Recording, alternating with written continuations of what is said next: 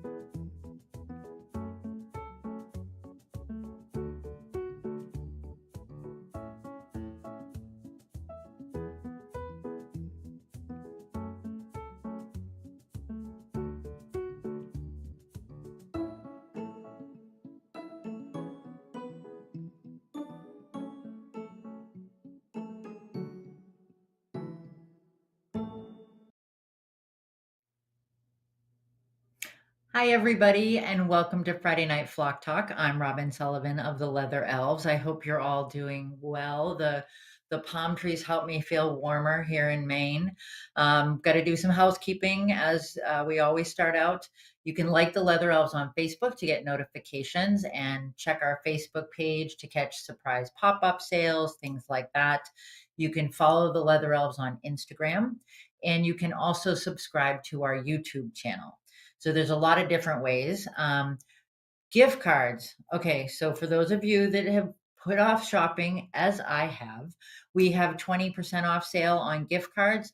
Go to theleatherelves.equid.com, choose your gift card, enter code GIFT, GIFT, at checkout, and you will get 20% off. So do the math. It's worth your time. You might want to gift yourself. So, and the QR code will take you there, I'm sure, thanks to Nick's ingenious technology. You can also, if you don't feel like giving a gift card, you can also do the foraging flock. We are meeting this coming Tuesday, and it's a great group. We talk about foraging, we talk about husbandry, we talk about all different kinds of things, and it's a private group. And there are some perks to being members. So check out the foraging flock if you happen to be at the leatherelves.equid.com. So my guest tonight is a amazing aviculturist. His name is Miguel Rocha, and I have so. I mean, his bio doesn't do him justice, but I'm going to read that to you, and then we'll let you guys decide. Miguel has been an aviculturist for over 40 years. He retired from a corporate job to pursue his bird passion with softbills mainly. He's raised dozens of species, from plate-billed mountain toucans to turacos, zebra finches to red-breasted geese. So he kind of has covered the spectrum. He's always had a passion for Australian species, including grass parakeets to Gouldian and zebra finches, as well as spinefex pigeons. But his goal was to someday work with the black cockatoos. And moving to Ohio at the urging of Katie McElroy, and becoming a partner at Hornbeam Aviary has made that a reality. So, welcome, Miguel. How are you? I'm doing good, thank you. A little cold, but Yeah, it is cold. what can you We say? we're gonna those palm trees are gonna keep us going, and all the love that's coming out of the internet will definitely help us. So we've got the Santa down there. He's kind of I don't know, he's a little sexy Santa there, but uh, so I That's love Saint Nick. Nick, I'm sure he will keep us right? warm. He will keep us warm. There we go. That's it. Thank you, Nick. We need that in Ohio and Maine. So, Miguel, thank you first of all for joining me tonight. I appreciate it. So, all right, I read in your bio you went from a corporate job to birds. How did Right. that happen? How did that happen? Well, I've always had the birds. My very first cockatiel that my parents gave me was a little pearl cockatiel, and I was around 6 or 7 years old. So that was my start with birds, and I've never been without some type of bird ever since. Um, but when I graduated from high school and stuff, I had the opportunity to work at a startup uh, tech company, and I think I was employee number 25. And when I left in 2001 was when I retired from there. We had 47,000 employees in 17 countries, and so helping that company to grow. Um, it eventually gets to you. For those of you that work in the corporate world, you know that it's either eat or be eaten. And I just got to the point where the money just didn't mean anything anymore. I wasn't enjoying it. I was just trying to save people's jobs, or um, as they, you have to go along, everything has to be profitable, and for me, I cared more about the people than the profits. And so I ended up deciding that it was time for me to leave corporate America and not wear a tie. So you will hardly ever see me wearing a tie these days anymore. And I left there and concentrated on my soft bill collection when I lived in Los Angeles. And there's many individuals from California, Southern California, that have seen and knew what I had been doing with my toucans and my turacos, and um, it, it was just the right environment. Southern California is great to have a soft bill collection like it is in Florida. I tried it when I moved to Indiana, and they just didn't do that well. And that's when I started to switch over and concentrating with the hook bills.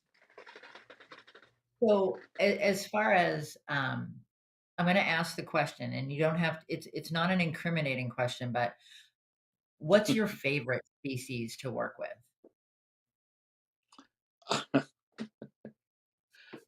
It's very hard to answer that, but definitely these days it's the palm. Mhm. Um, what's the most fun, or who has the character and stuff?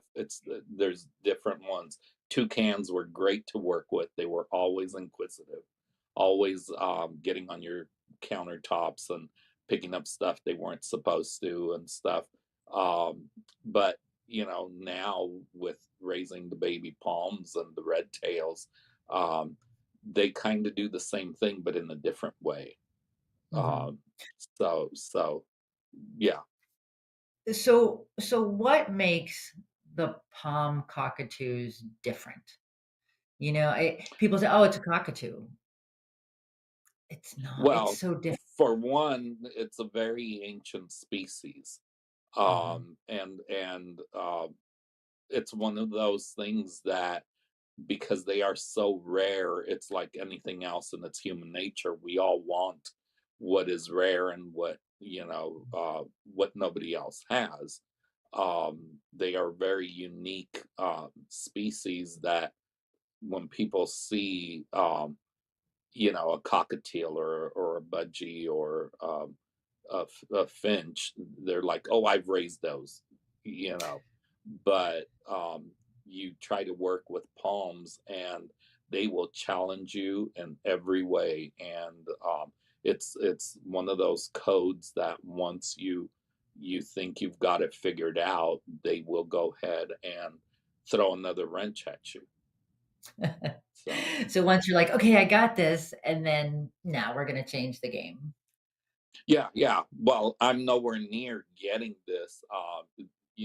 The individual that has made all of this possible for me, Katie McElroy, will tell you the same thing, that she thinks she has them figured out, and then they throw a wrench, and it's like we watch them on the cameras, because when you're standing in front of their flight, they're not going to act the same as when you're watching them remotely. Yeah. And so we're always learning. You never stop learning. Hmm. So, that leads me to another question. What's the most different behavior you've seen from them when you're, watching on the camera, or what makes you go, "Wow, that's different?" Well, for one, with the palms is that they build their nest. And as the video that you're watching on the screen now is that you see all those tiny little like toothpicks in there, is that the male, the hen, you saw that egg right there. Um, Mhm. the male right here takes some of the browse that we give them, and they will go ahead and take a piece and stand on the edge of it, and just make all those tiny little toothpicks. And out in the wild, part of that reason is most of the nest cavities that they used are open top, and they're open to the weather.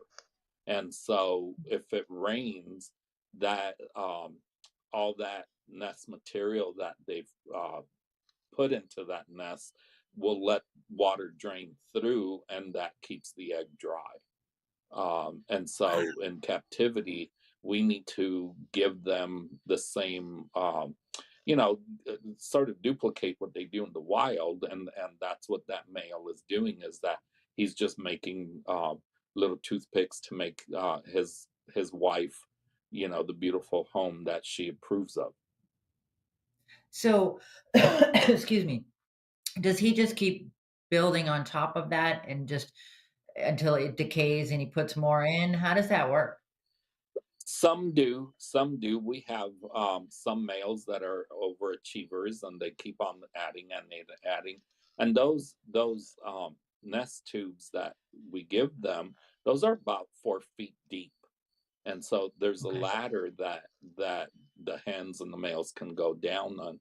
But the thing is that, like, this male has almost filled that nest up, and some of them, there's 3 feet of toothpicks in there, and then there's some that Mhm. just add a little bit at a time, and they've only added 6 inches to a foot of nesting material. So they access the nest from the top, not from there's no Correct. side entrance. Okay. Nope, nope. Um, This is the cameras that you can see from above, and that's how we mhm, know when the hens have laid. Because just like there's some males that will go into the nest and they look at the hen and they're like, "Oh, you brought me a gift," and then they try to lift the egg or just curiosity, and they end up breaking mhm, an egg. But there's more experienced males that will go down in there and they will sit in that nest with the hens and they will incubate, um, you know, for a while. And if mhm. if we know that a male might harm the egg, then we usually will replace it with a dummy egg. We go in there and Okay. replace that, and then Mhm, that just shows the male that they can't damage the eggs. And uh, the ultimate goal is to have parent raised babies, yeah. but to this day it hasn't happened because some pairs will sit for 2 3 days or a week and then they just leave it. They get bored or something, so uh, that's when we have to take the eggs and incubate them ourselves. Okay.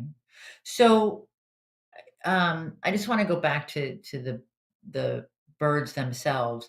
So, in the wild, what is the status I mean, there's our Australian birds. What is their, what's their status in the wild, Miguel? Well, they're threatened. There's they're an appendix one on the CITES list. And Mm, so in New Guinea, and you have the species in New Guinea and Australia. And so they have been listed as threatened or vulnerable. And so there aren't very many. They don't have very many predators. It's just loss of habitat, and the yeah. fires that they've had there, or Mhm, storms that knock some of these old nesting trees down.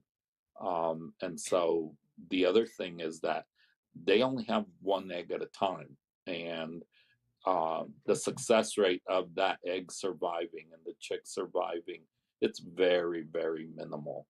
Um, Mhm. and the statistics that we've been told is that they're usually successful with one chick every 10 years.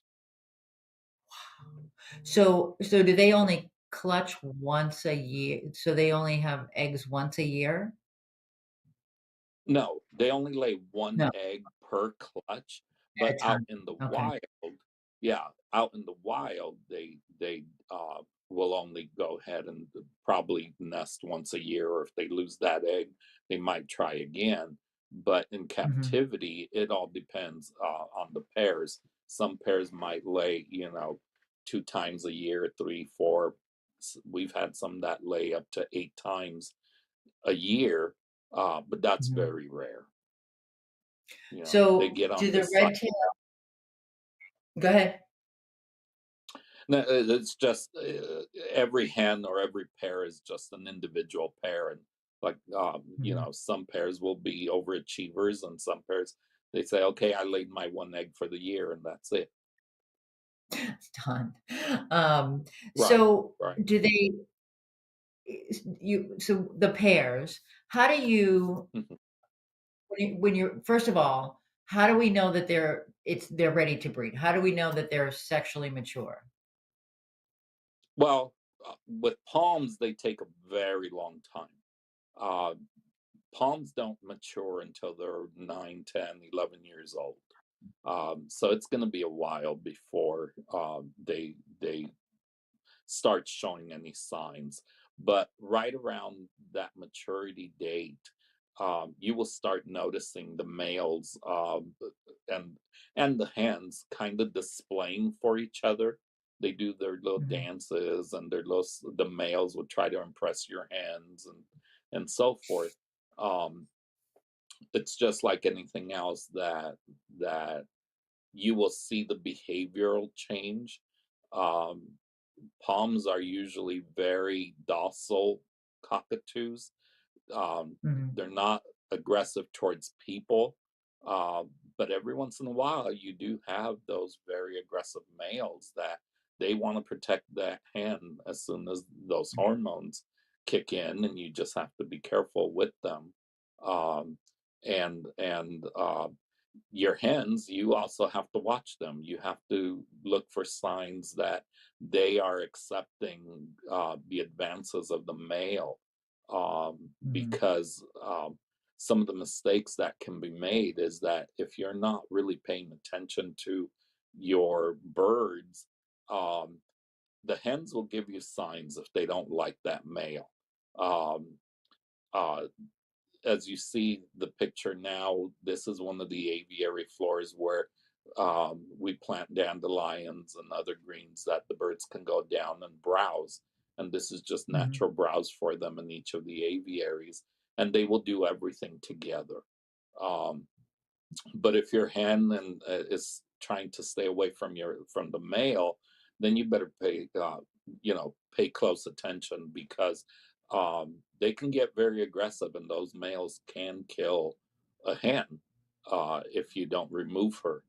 Yeah. And sometimes established pairs that have been together for years and years, and they've bred for years and years.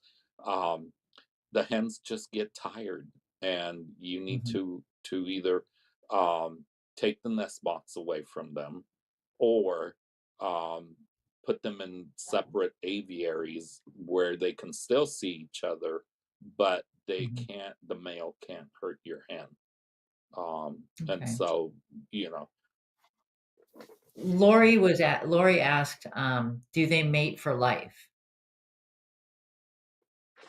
you'd like to think so, but just like people, no, they don't. They don't, because there's some Mhm. proven pairs that they have a disagreement, or um, they've been successful with breeding for however many years they've bred for you, and something will set them off, and that hen is no longer, she just doesn't get along with that male anymore, and you have to separate them. And Mhm. we have pairs where they have been repaired with other proven birds, and they've been successful. So just like people, we get tired of each other sometimes, and some stay, and problems occur, and some are Mhm. smart enough to get out and go with the younger girl or the older guy. N Are you sure that's what you meant, Miguel? Didn't you mean the older, wiser girl? I thought that's what you said. No? Well, that would be a cougar, but it's there's what we have found is that there are older males that know Mhm. what to do, and have bred before. And then Katie held back many of her first babies that she produced, and most of them were hens. And because we work with many of the zoos, some of the zoos had those males that um, were confiscated with Mhm. that confiscation that happened back in the, I think, late 80s, or in the mid 80s, of 100 palm cockatoos that were being smuggled. Um, Mhm. and different zoos got some of those birds after all the legal stuff happened, and those males were just sitting in those zoos and weren't doing anything. And with us working with them, they've sent some of those older males that were wild caught, that they Mhm. have to be around 50 years old or more now. And those younger hens just fell in love with those older males, and they display for them. And um, Katie's told me the story of one younger hen that she was watching this male, and usually they're put in a hen in one pen, and then a male, and then a hen and male, and so forth. And so watching them through the cameras, this one male was paying attention to the one hen on the right side, but the younger hen on the left side over there wanted to get that male's attention, and she started doing a little pole dance on one of the perch holders. And that male just totally forgot about the other hen, went over and looked, and he liked that young girl doing her pole dance, and they're one of the best producing pairs. There you go. So She worked real hard. those are yeah, yeah. She found herself her sugar daddy. Well, that's a Lori McFarland just typed sugar daddy. There we go. Um, so they're not sexually dimorphic, right? No, but you can, to a point. The males can be much larger than Right. your hens. Mhm. And what we have here in the US is that um, you have the two subspecies, the Aterrimus and the Goliath. We Mhm. don't have very many Goliaths left, Right. uh, but we know that at some point somewhere they could have been crossed. And so you Okay. do have some hens that can be large as well. But when they're pure, um, the hens will probably, your males are probably about, you know, how can I compare them? A third larger, maybe a little more, and their Okay. heads are massive Yeah. comparing to the head. Yeah. Okay. So, can you explain to people the difference between the Arturimus and the Goliath? Weight wise, they are Okay. massive. Your Goliaths are going to be, if a lot of people know the size of a hyacinth, Mhm. and a Goliath palm is going to be just as large, if not larger, than a hyacinth. And your Aterrimus, you're looking at, um, how do I compare them to other birds? Um, because weight wise, you can have, your hens that are going to be 400 or 500 grams or right around there, and your males can be up to like 600 or 700 grams. Mm. But lengthwise or size wise, if you know the size of a Moluccan, that's an Aterrimus. They're smaller. Mhm. Uh, Yeah, Joanna Ross just said the Goliaths are huge, and they are, and they're magnificent birds. I mean, they yeah. are stunning. Oh, Um, and you will just know if you were to be comparing them, because we get a lot of people that tell us we have a Goliath, and then we look at him and we're like, we're sorry to tell you, you just have a large Aterrimus. mhm, Because if you really had a Goliath, you would know it. They're very heavy birds. They're over 1,000 grams, um, and so their heads are bigger than your hand. yeah. Their beaks are larger than your hands, so you will just know that they're so much larger. Mhm. So we've talked a lot about the palm cockatoos. What about the red tails? You don't see them. I was fortunate enough to speak over in Australia um, and saw them in the wild. I saw yellowtail blacks, and it was just, um, I mean, they're such magnificent birds. But you guys are working with the red tails as well, correct? Right, right. Yeah.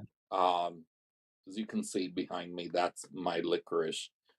She was my original hen, and one of my employees at um, the zoo, when I owned the zoo in Texas, she made that for me because she just really liked, and she caught this picture of licorice flying across the flight.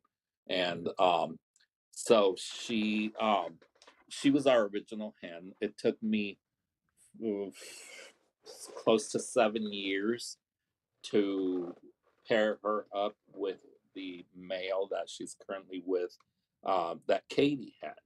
And Mhm. so previously to that, she had been with several other males that I had purchased that were too they were too imprinted on humans, and they did not want to have anything to do with her. And she was an egg-laying hen, and so I knew that someday I would be able to find a male that would know what to do. um, and when Katie and I started talking and I mentioned licorice to her, then we decided that I would bring her to Katie's and pair her up with her male. And Mhm. it took them 2 years to finally lay a fertile egg. She laid several eggs that were clear, and they have been a totally different challenge for Katie and for myself because they're so different to work with than the palms are. Mhm. And we love them. They have their personalities are different than the palms, and so it's just another species that um, is so rare.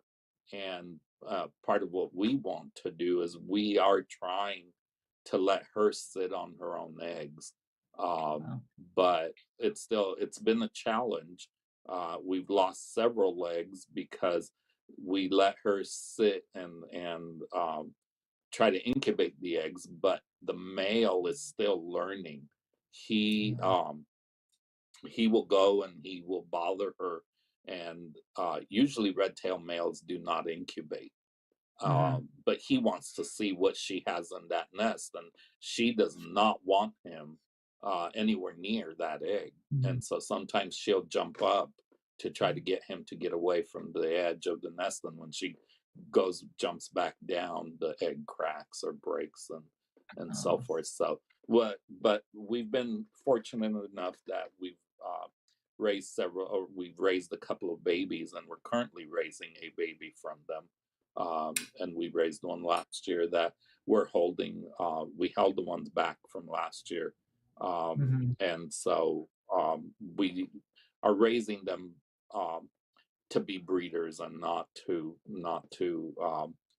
you know males will imprint so easily, Yeah. and you can't let them do that. So Mhm. that's why it's a whole challenge that is keeping us excited about every time they lay an egg. That is exciting. So there's been a lot of comments while you're talking. You got a big fan base out there. Sarah Robinson says you're one of the few aviculturists who freely share good information to mentor and help young aviculturists. So thank you for that. And and Juan says, no one like you, miss you, great work with the twos.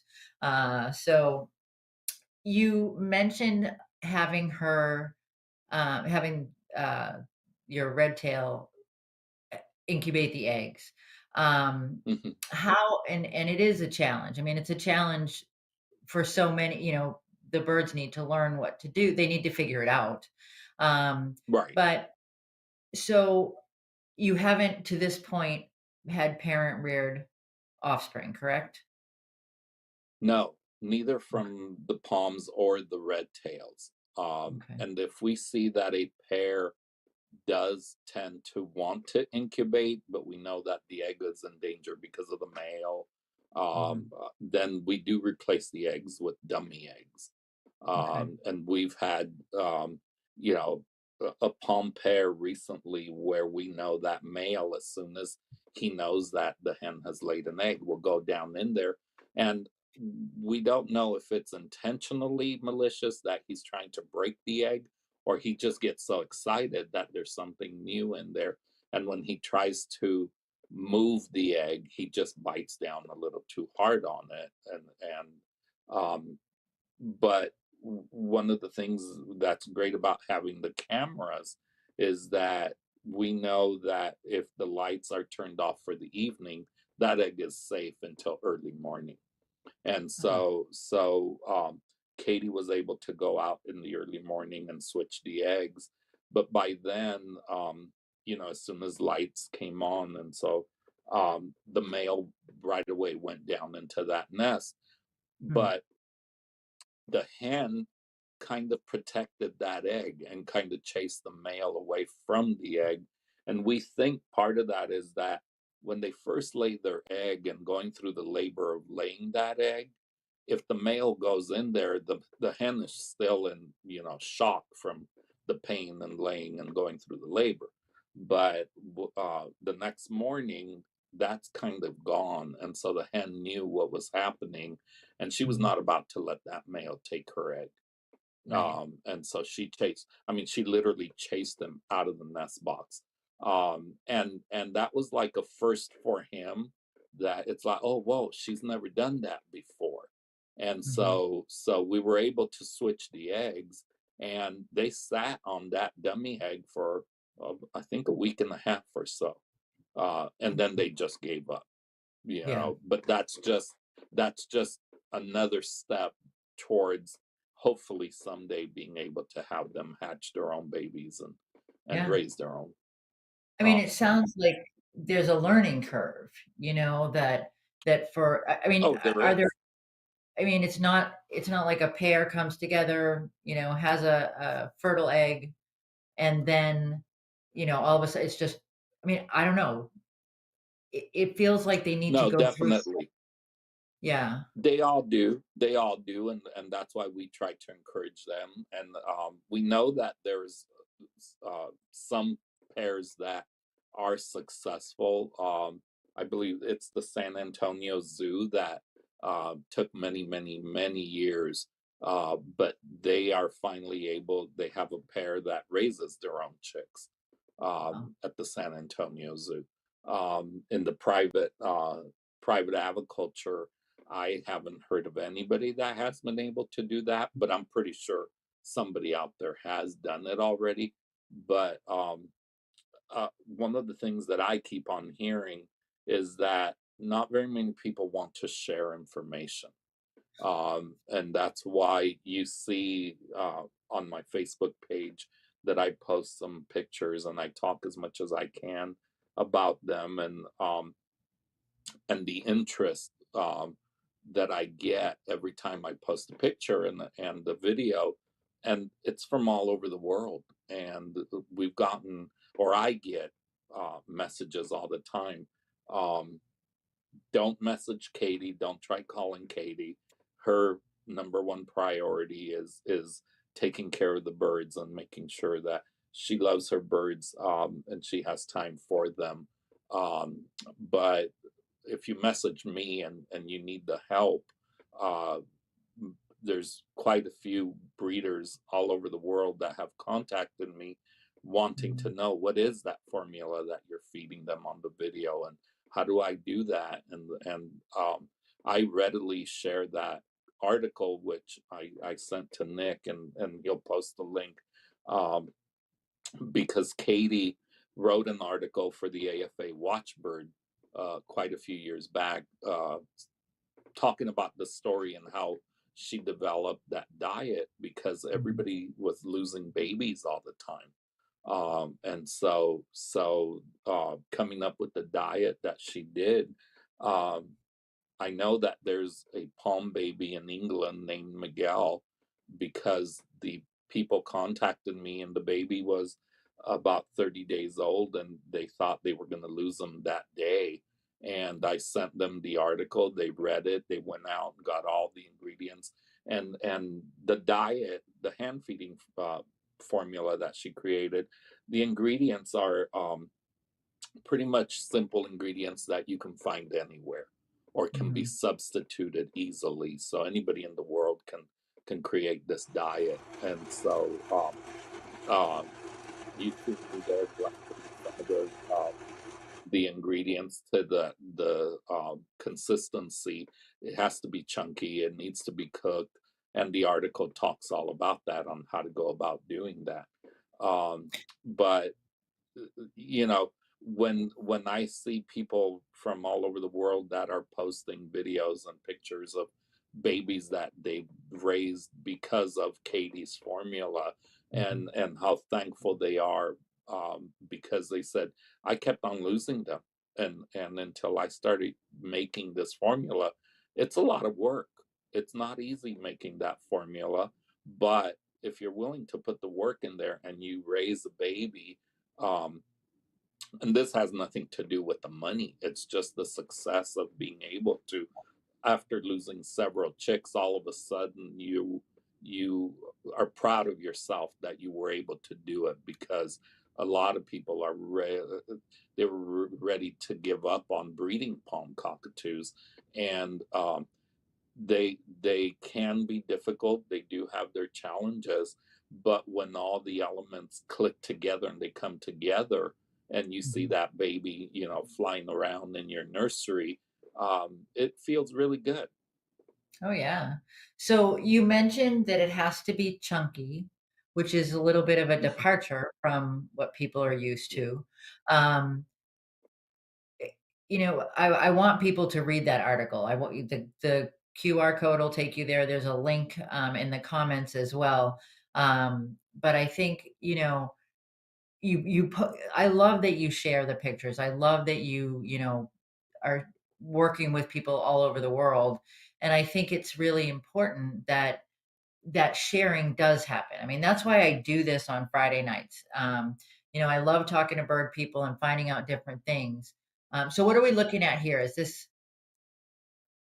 I That's kefir. oh, Katie makes her own kefir, and so she was explaining that, and a lot of people always ask, um, "Well, why are you including dairy in their diet?" Um, when a baby first hatches for the first 4 days, 4 or 5 days, Katie does not include the kefir in the diet. And it's because some of the babies are just not ready for it. But mhm, after about 4 or 5 days, she moistens the formula with the kefir, and so that just helps, the gut flora mhm, in the baby. And you can see on this baby's chest, and there she is, feeding the baby and stirring the formula. Um, People ask us, why do you have, or you have to cook it? Yeah, you have to cook it because they're nuts, and there's vegetables in there, and you have to make it soft for them. mhm, So she puts it in the microwave, and it just depends on how much you're making and how long you cook it. But usually, you put it in for 20 minutes and you cook it, and then you stir it and so forth. And here you're seeing the eggshells that we collect the eggshells when we eat breakfast or whatever, and then we bake them in the oven, and then grind them up to a powder, and that's the calcium we use in mhm. the formula.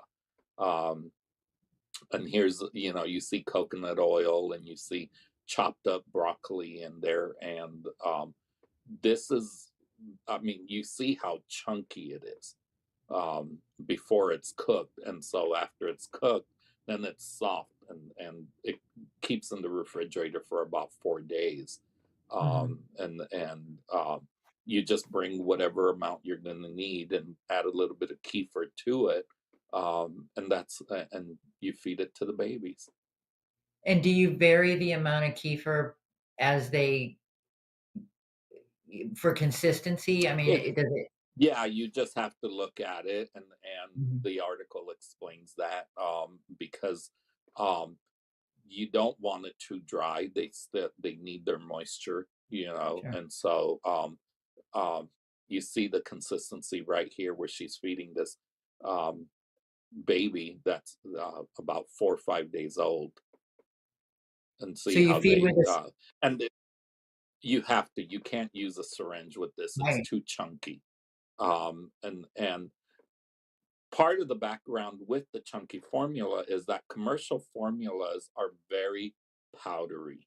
And Mhm. for years and years, people didn't know how or why they were losing their babies. And that's what happened to Katie. And out of frustration, she gave a palm egg to a pair of, I believe they were citrons or lesser sulfur crustads, but they were a very reliable pair. And so when she went to go check on the baby, she knew they had a baby, and she wasn't worried about them feeding the baby. When she went to go check it, the crop was really full, but it looked like there were little rocks in there, little gravel and stuff. And Mhm. it was just that it was chunks of the food that what happened was, there she is peeking out of her little wine glass. Love it. um, but But what was happening is that when the commercial formulas are so fine and it's watery, um, the crop muscles stopped working after a Sure. while because the babies were healthy, they were getting the nutrition, but then all of a sudden the crop muscle would stop working, and so they weren't Mhm. getting the food going in, and the crops would slow down.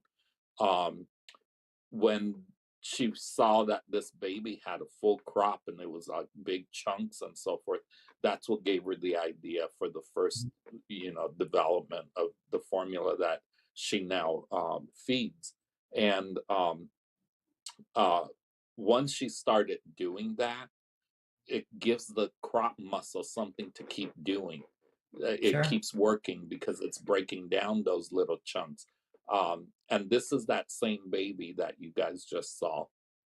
Um, Just and they're so polite, waiting to be fed. they're just dinosaurs. There's no question about it. Yeah. It's, Yeah, and the spoon gets bigger, yeah, but they just, it know what it's for. it's common sense, but when you're told for, your whole career that this is what hand feeding formula is, this is, and that's what you're sold and you're taught, you have to think outside the box. You have to, which is what Katie did here.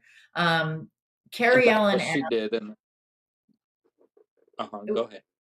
Carrie Ellen just asked, "Is it milk or water base?" It's the kefir, right? There is no milk. The There is kefir is milk-based. right. Yeah, Okay. yeah, Okay. Um, but yeah, it's just it's fat. I mean, you know, I, kudos to Katie. I mean, back in the comments, Sarah said Katie is the best of the best, and the fact that she was able to kind of follow that logical thought stream and get to this right. point is amazing. So, Yeah, um, you see the baby tail there. yeah. And usually they're raised in brooder with a little either a partner or Mhm. somebody in a separate tub, and these two are buddies. The palm will reach over and talk to the red tail baby, and of course, they see us and it's like they think it's always time to be fed.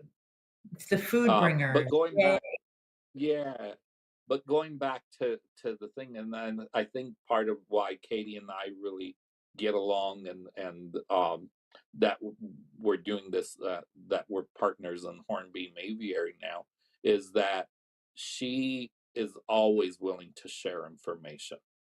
Um, but the thing is always we're all short on time, and Mhm. so my role kind of with the collection is that people usually contact me for the information, and I either, if I don't know it, then I will go ahead and ask her, and so forth, because very easily many times I've spent an hour, 2 hours. The longest I spent with somebody was 3 hours on the phone, um, going over some information, and people have a million questions, and um, Katie says that I have too much patience because she would have cut people off a lot sooner, and it's not being rude, it's just that she has babies to feed, she has formula to make, and she has things to do, and so she's happy that I'm the one that is willing to sit there for hours and talk to Mhm. people. So So who's here you see, this is the interesting part. You see the male, that's the browse that we give them that's hanging on the wall. He will go mhm. down, and the males will cut chunks of it, and then they go up to the nest box, and you see that he starts taking it and dropping pieces into the log. Um, and above that you can see the camera that shoots down that we can see into the nest log. Nice. So the browse, the fresh browse, Mhm.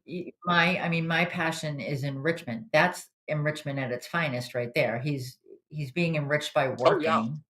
Um, Oh, they love it, what other kinds but of it stuff doesn't have to be. It doesn't have to be fresh browse because here in Ohio in the winter, you're not going to find anything that green. It's true. But as long as you're giving them branches or sticks or anything that make into little toothpicks, then that's what they love to see. Because Mhm. the males will take pieces up to that nest edge and just start shredding them and dropping them in there. Um, but the different forms of enrichment that we give them is we do give them toys. They do have hanging toys that Mhm. some of the males you can take anything that you have, gallon jugs of your milk, just wash them out and stuff and give that to them. You can hang them in the aviary and put pine nuts inside of it or anything that you can think of because um, it tends to help with the aggression. If you have aggressive males and you give them a distraction, it gives the hens a chance to get away. And these aviaries, they're indoor, outdoor aviaries. Being in Ohio, we have to have that with the cold weather that we get. And so anything that you can give them that keeps them busy, um, Mhm. like here you see that wire cage around the greenery that we planted, and that's just because if you don't guard it, they will crop all of that off the ground. Um, and palms love foraging on the ground Mhm. for food. And so you see how much greenery grows on some of these aviaries, and that's planted. We put all that Mhm. in there for them to, and that's all edible. Dandelions and different greens that we plant in there.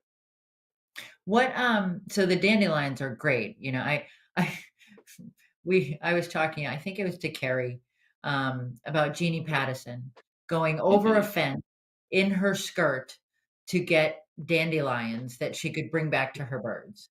Yeah. I and I love the dandelions and, they're such good, um, to forage in. They're good nutrition-wise. What other kinds of things do you plant, Miguel? Well, she has several in there. I know the dandelion is the main one, but you can Mhm. put, um, oh God, why can't I think of them right now? She has a whole garden Okay. that she puts in there, but I can ask her and people can, when your mind goes blank. Oh, yeah. So do you do, like, olfactory enrichment with them too? I mean, I've been seeing people doing a lot of, like, scent trails, things like that. If you introduce something like, because I did a study years ago with AFA about enrichment and breeding, and that, enrichment, like you say, sometimes it'll mitigate some aggression. It will, give them something to focus on while the other half of the pair is incubating. Things like that. Mhm. Um, that it's a positive thing. Will it disrupt things if you add new things, things like that? I mean, do you find that it's a disruption or an enhancement? Not necessarily. One of the things that the birds have had to get used to was me coming into the aviary, Mhm. because they didn't know me. And so now that I do the feeding I try to give Katie a break so that she can concentrate on other things. Is that I do the feeding several times a week. And at first some of the birds were just like, I don't know who this is and stuff, Mhm. but now with the familiarity of the food cart coming down the aisle and knowing that to certain pairs you can talk to and other pairs you just feed them and you leave them alone and you don't Mhm. over excite the males because then they think you're trying to take their girl or so forth. um, but overall, now that I've been doing that for a while, it's like they know me. They, Mhm. but that's why we don't bring people to the aviary. It's a closed aviary for several reasons. And part of that is palms will breed any time of the year. And Yeah. so we don't want males to get aggressive because they see this stranger walking through the aviary and stuff. And so um you just have to know your birds. And like I said, if we watch them when we're out there feeding or when we're working in the aviary, you pay close attention to what are your birds telling you, what are your hens telling you, because we know of several um hens that have been lost because the signs weren't read Right. and the males just got too aggressive with them. Mhm. Um, so dietary, are their needs very different than other parrots, the palms? Yes and no. For years and years, everybody thought that, oh, you have to feed them pandanus and you have to give them all these special nuts and so forth. The one thing with the black cockatoos is that you can free feed them all the nuts that you want. The Mhm. high fat diet, they are naturally skinny birds. Yeah. But again, you have to balance that out with the greens. And we're not talking fruits. We don't give any fruits to them. Right. So it's vegetables that we feed them in the winter time when there isn't anything out in the on the floor of the aviary. We give them big chunks of broccoli or carrot or um, you know um, any dandelion if we can get it at the market. Mhm. And so you have to balance it, but they are not a fragile species. As long as you meet we feed pine nuts. Um, Macadamia nuts are so unreliable these days, and they're expensive to get. I mean, pine nuts are very expensive to get, but we feed that to them Mhm. along with the walnuts and the parrot mix that we feed. A lot of parrot mixes have raw peanuts. We never Yeah. feed raw peanuts. We pull them all out, we bake them in the oven, and then we can feed that in their diet along to us, because as we're going along, we eat a couple of those roasted peanuts. Absolutely. But yeah, you get to know your birds, and yeah, um, we do feed some pellets, uh, but we don't believe in an all pellet diet because just like anything else, what happens when that pellet is no longer on the market and all your Mhm. birds are used to it? So variety for us is the key, and that way they're not used to just one thing or two things. Yeah. I'm a firm believer that they should at least know that pellets are a food source, but, Exactly. because the opposite when you can't get any if something were to happen, a storm, Right. whatever, you can't get anything but a pellet that you've got, Right. stored. But I Right. absolutely, I think it's about balance. It's not about it. And the They thing need to. is you start them out young when we're still hand feeding them and they're getting pin feathers in their little tubs. We start providing little dishes that have, just pieces of walnut or pieces of the different nuts. We know they can't crack the shells open, so we give them shelled nuts and stuff. And they might just start playing with them at that young age, but by the time they wean at 7, 8, 9 months old, um, Mhm. they already know how to crack all those nuts. And when you have one baby or two babies that are older, that we call them our teacher birds, Mhm. because the younger babies get to see what the older ones are doing, and this is how you crack a nut, and this is how you crack a walnut. And then you have the smart little girls that wait till that little boy going and pop and cracks a walnut, then she goes over and shoves him and takes the walnut. It's that whole sugar daddy So thing again. I don't know. exactly, exactly. Hmm. but I'm seeing but a yeah, they trend get here. that variety. they get that variety from a very young age in their tubs. We don't wait until they're out in the big Yeah. world to teach them how to do that. Well, and I think, successful weaning, is that we've been talking so much about education tonight and sharing of information, and I think that's what our birds do as well. Right. It's that learning, what is this? What do I do with this? Oh, I mean, I think sometimes people think they come equipped with that knowledge, that it's just, oh, boom, here, I'll give him this nut in the shell and he'll know what No. to do because he's a bird. That's not how it is. Yeah, and see, and we get people that do want us to, can I get a baby from you, but I want to wean it myself. I want to hand feed it myself. We most definitely do not do that. We don't let go of any baby until at least a month after it's been totally weaned, Mhm. because we know it's been eating some of the seeds and vegetables and stuff from the time they were still 3 months old, 4 months old, but they don't fully wean. Your little girls wean around 6 months old, 7 months old. The little boys can take 7 to 9 months to wean. And people sometimes believe that I have to do the hand feeding in order for him to be attached to me, and that's not necessarily true. um, No.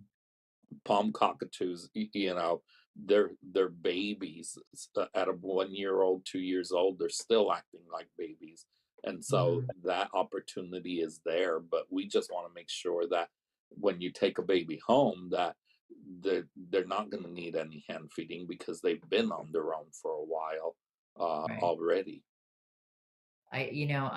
So do they regress? I mean, a lot of parrots will regress, when you're No, in the weaning process. No, they don't. Okay. no, that's why we won't let them go until we know that they won't do that. Yeah. Yeah. Yeah. It's Um, when you want to rush things, and we don't like to rush the weaning process. And as long as they can grow up with those teacher older babies, and we mhm. watch them closely, and you have some babies that one day they're begging for, they're on one feeding, um, uh, they're on one feeding a day, but then the next day they're like, nope, I'm full grown, I don't need to be fed anymore. I don't need you. I'm good. Yeah, Um, yeah. we are at an hour. um, we talked mostly about the palm cockatoos. If you would be willing, I would love to have you back and we can talk about your red tails too. Um, I We think can. We can. Okay, because I think, people are the comments, everybody's really excited about this conversation and the sharing of information. And I think that's, both of us feel very strongly about that sharing. And I think if you would be willing to come back, I would absolutely love to have you as a guest. I sure So, would. And the other thing, if I may add one thing, is that sure. um, part of part of the other thing is going to conferences and Mhm. something like Parrot Festival, where you do get people giving very informative talks. And I encourage anybody that can make it to the AFA, to the ASA, to the Parrot Festival, is that you do get people from all over that come together and share information freely. And I'll be happy to do anything to help, the birds that we love. Wonderful. Thank you. And you're going to be at Parrot Festival, am I right? I sure will. I will too. So, all you guys who are out there, come and find us and see us at Para Festival. It's a wonderful event. So, it's the last. Yeah, Lori just put in here. It's the last full weekend in January every year. So, Right. and it's Texas, so you got like a 50-50 chance it'll be warm. Yeah, yeah. I think this is big. Um, And you have so many talks and so many activities and stuff that you're not going to have time to be leaving the hotel. It's true. That is Yeah, true. I yeah, sneak outside every now and then, but, yeah. I wanna thank you again, Miguel. This has been great, and Thank you for they having are me. oh, anytime. So, we will get together after we sign off. I'll message you, and we'll come up with another time, and we'll talk some more about the black Red cockatoos. tails. Great. Yes. Alright, thank you. Thank Have a you, everybody. wonderful Everybody take care. Stay warm if you're someplace cold. Stay cool if you're someplace warm. We will talk to you guys soon. Have a great week. Bye bye. Bye.